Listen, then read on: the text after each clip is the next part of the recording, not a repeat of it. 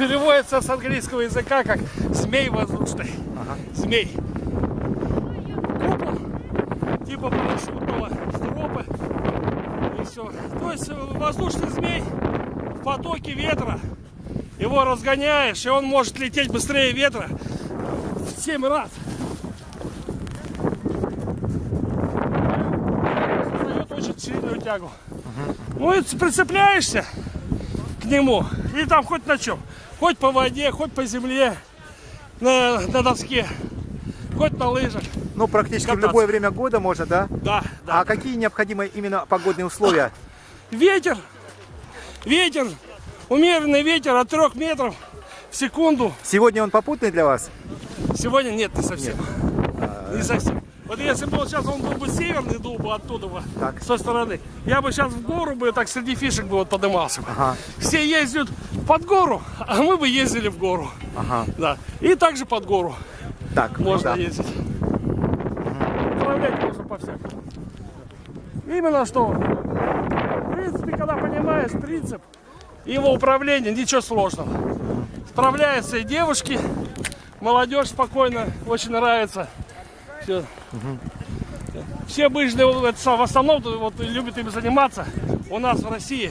Бывшие лыжники, сноубордисты, лыжники. То, что здесь ты независим от подъемника, тебе только ветер и чистое место свободно. И все. И ты делаешь, что хочешь. Хочешь гоняй, хочешь прыгай, хочешь летай.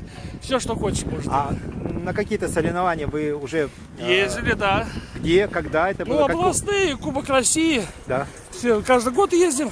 Ага. Всё Какие успехи, результаты поездок? Да нет, я так любительский. Ага. Чисто это, вне зачета катаемся. Общаемся. Все здесь как бы фанаты свои, все люди такие продвинутые, очень хорошее общение, группа. Так, попробуем, давайте еще раз. То есть, Значит, как им управлять? Вот, я беру, вот да? смотрите, Да. вот, это самое, вот тянем сильнее, Так. он больше ветра набирает, создает больше тягу. Ага. Вот он опускается, сейчас будет сильная тяга, вот рывок. Вот она пошла. Я ее компенсирую. А влево-вправо, то есть, чтобы какой он летел, вот планочка тянем. В какую сторону потянешь, туда он летит. И все. Разогнали маленько. Но для этого нужна какая-то определенная площадка. Вот с каких условий, в какой местности? Ну да, надо открытое место, желательно. Открытое, да? Да, у нас здесь А полей много. склоны, вот это важно, чтобы были наличие склонов каких-то На склонах удобно горной- летать. горной местности? Да, вот вообще он это придумывался именно для горной местности, место подъемников, в диких местах, в открытых, в горах. Его именно как подъемника, потом он легкий, вес его где-то 4-5 килограммов. Вот он влазит в рюкзачок небольшой. Все, поднялся и потом спокойно спускаешься. А сколько можно Свернул по его. времени парить там в небесах, вот если... Ну, в горах там по-всякому бывает. Ага. Все это. До получаса вот рекорда я знаю. А Вот как- тут видите, что не как парить, тут именно как ездить. Ну-ну-ну. Скорости, вот сейчас на нем рекорд поставили в прошлом году американцы. Там на каком-то озере песчаном. 210 километров в час. А скорость это? Да, мировой рекорд под парусом, он относится к парусному виду спорта. Под парусом самая большая скорость развита. Понятно. Именно на кайте. То есть можно разогнаться. Если еще от конструкции кайта зависит, площади его.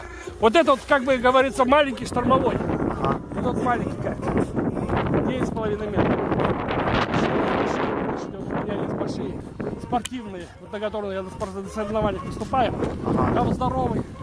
Вот на том самом деле, чуть дернешь посильнее, он тебя отрывает. То есть у вас вот этот есть и еще есть, да? Да, несколько. Несколько, да, вариантов? Да, конечно. Ну, приходится, когда этим занимаешься, приходится этим заниматься.